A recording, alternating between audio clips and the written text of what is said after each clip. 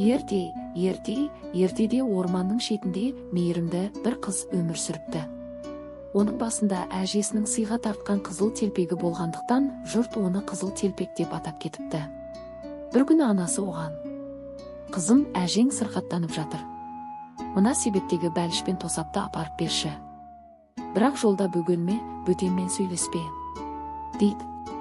Қызыл телпек анасының айтқанын тыңдап, себетті қолына алып, орманға бет алады. Қыз гүл теріп келе жатып, кенет қасқырмен кездеседі.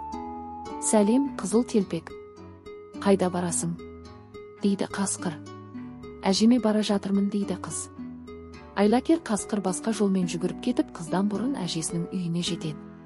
Есікті қағып, жіңішке дауыспен: «Әже, мен қызыл телпекпін, саған тәтті әкелдім», дейді. Қарт әже қасқырды өз немересі деп ойлап үйге кіргізеді. Қасқыр ішке кіріп, әжені жұтып қояды да, оның киімін киіп төсекке жатады. Көп ұзамай қызыл телпек те келеді.